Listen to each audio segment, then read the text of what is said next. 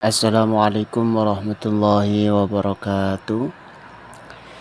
Kami dari kelompok 7 akan mempresentasikan proposal kami yang bertema dengan tema pengaruh media pembelajaran terhadap proses belajar siswa di MTSN 1 Magetan kelas bilingual pada pelajaran bahasa Inggris.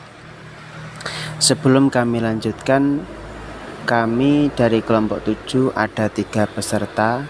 Yang pertama saudara Nizamuddin Aulia, dan yang kedua saudara Rifai Wildanus Sholihin, dan yang ketiga saya sendiri Zainul Arifin. Baik, untuk mempersingkat waktu langsung saja kami langsung memaparkan. Yang pertama adalah latar belakang. Madrasah Tsanawiyah adalah lembaga pendidikan yang mempunyai derajat yang sama dengan sekolah menengah pertama, yakni SMP. Madrasah Tsanawiyah adalah satuan pendidikan formal dalam binaan Menteri Agama yang menyelenggarakan pendidikan umum dan kejuruan dengan kekhasan agama Islam. Di era digital yang maju ini, MTS telah menghadirkan kelas unggulan yang mengajarkan siswa untuk menguasai 2 bahasa atau disebut dengan bilingual. Pembelajaran di pribadi program bilingual diorientasikan pada pencapaian presentasi siswa, baik presentasi akademik maupun non-akademik. Sekolah mendukung sepenuhnya pencapaian prestasi dengan memberikan beasiswa pendidikan dan menyediakan fasilitas pembelajarannya berupa program kesiapan Olimpiade baik untuk tataran nasional maupun internasional. Melalui konsep pembelajaran dengan kelas bilingual yang ada pada pembelajaran di MTS, insya Allah telah mengarah pada sistem full day school, suatu sistem di mana sekolah menerapkan waktu belajar lebih banyak dibanding dengan sekolah konvensional. Untuk paparan selanjutnya yaitu identifikasi masalah. Dalam menempuh pendidikan di Madrasah Tsanawiyah, yakni MTS, siswa dihadapkan dengan tuntutan yang berbeda dengan sekolah menengah pertama, yakni SMP reguler. Di MTS mempunyai pelajaran yang lebih banyak dibandingkan SMP. Pelajaran di MTS selain pelajaran umum yang biasanya terdapat di SMP, terdapat pula pelajaran dengan basis agama. Siswa MTS juga dituntut untuk lebih banyak tugas dan hafalan-hafalan. Untuk selanjutnya yaitu pembatasan masalah. Untuk memperoleh informasi yang jelas serta mengingat keterbatasan kemampuan peneliti, baik materi, fasilitas ilmu, dan waktu, maka dari itu peneliti membatasi ruang lingkup penelitian. Adapun ruang lingkup dalam penelitian ini memiliki 2 variabel, yakni 1 variabel bebas, yaitu efektivitas penggunaan bilingual. Adapun penggunaan bilingual ini difokuskan kepada bahasa sebagai pengantar dan motivasi siswa kegiatan belajar mengajar. Kemudian terdapat 1 variabel terikat, yaitu hasil belajar siswa. Selanjutnya yaitu rumusan masalah. Berdasarkan latar belakang masalah tersebut, maka peneliti mengutarakan perumusan masalah sebagai berikut.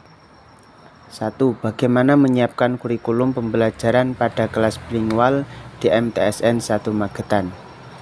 2. Bagaimana menyiapkan guru-guru dalam pembelajaran pada kelas bilingual di MTSN 1 Magetan. 3. Bagaimana pelaksanaan pembelajaran pada kelas bilingual di MTSN 1 Magetan. Dan yang terakhir, bagaimana evaluasi pelaksanaan pembelajaran pada kelas bilingual di MTSN 1 Magetan. Untuk selanjutnya, pemaparan selanjutnya yaitu tujuan penelitian.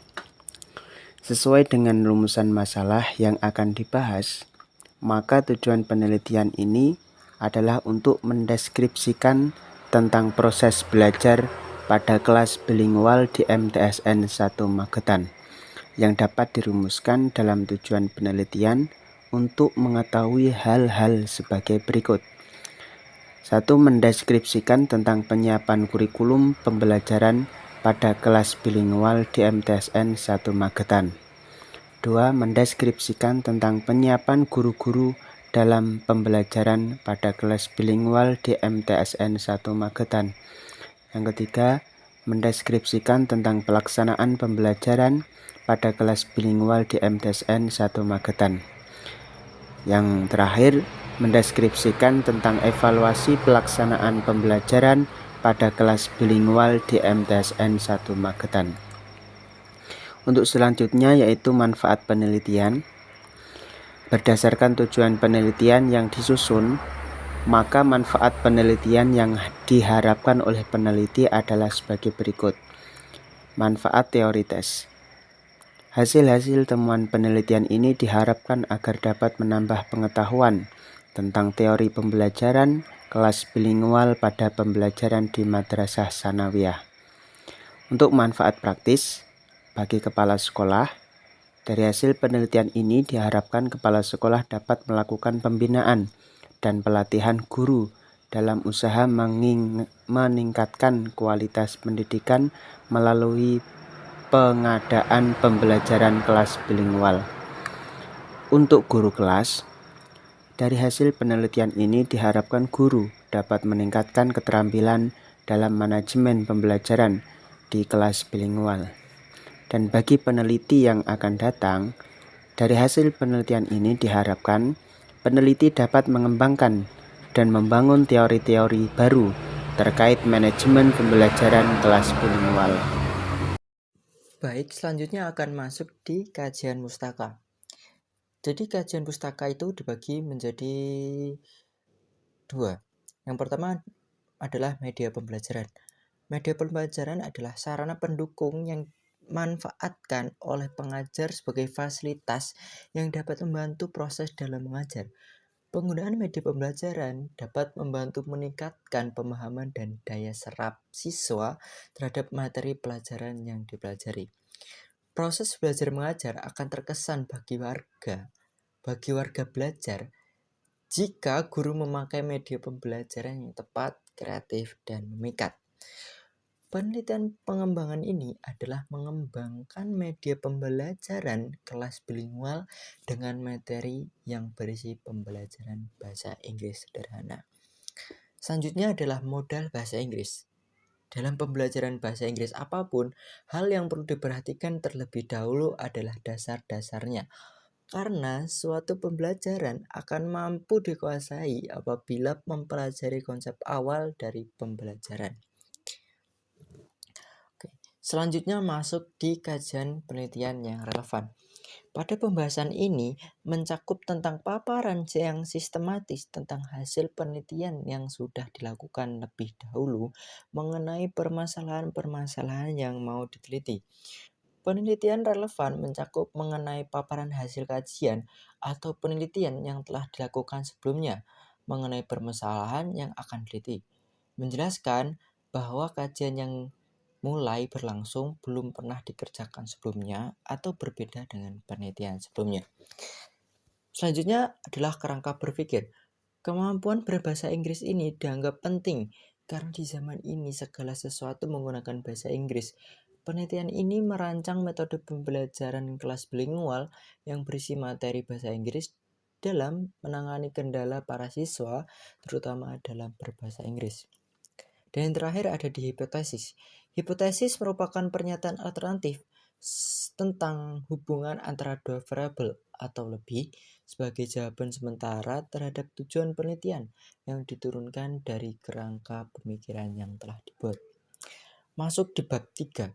Bab 3 ini adalah ada di metode penelitian. Nah, jadi langsung saja kita membahas di lokasi dan objek penelitian tersebut. Kegiatan ini dilakukan di MTSN 1 Magetan. Penentuan lokasi sesuai dengan tinjauan sebelumnya atas pertimbangan bahwa sekolah dalam pembelajaran telah menggunakan media pembelajaran elektronik. Yang kedua yaitu waktu penelitian.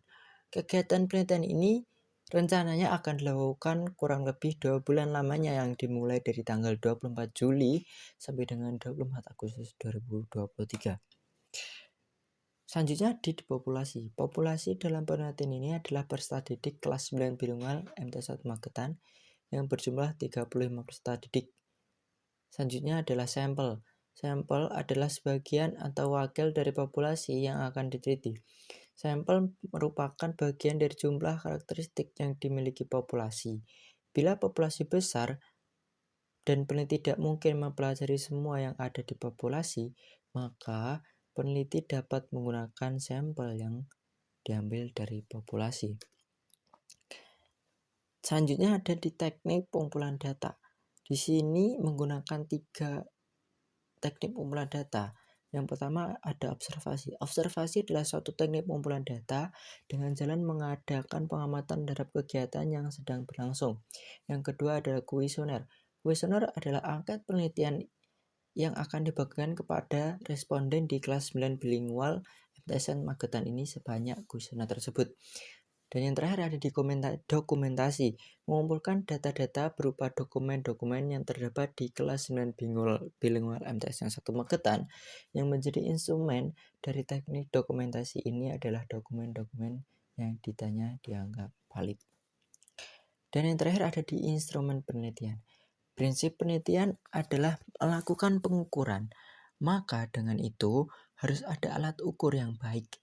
Alat ukur dalam sebuah penelitian biasanya dinamakan instrumen penelitian. Jadi, instrumen penelitian adalah suatu alat atau fasilitas yang digunakan oleh peneliti dalam mengumpulkan data untuk mengukur fenomena alam ataupun sosial yang diamati, agar pekerjaannya lebih mudah dan hasilnya lebih baik. Dalam arti lebih cermat, lengkap, dan sistematis sehingga lebih mudah diolah. Terima kasih atas perhatiannya dan terima kasih teman-teman yang sudah mendengarkan. Apabila ada pertanyaan, langsung saja nanti dicantumkan. Itu saja yang bisa disampaikan dari kelompok 7. Apabila ada salah dan kurangnya, mohon dimaafkan. Semua salam.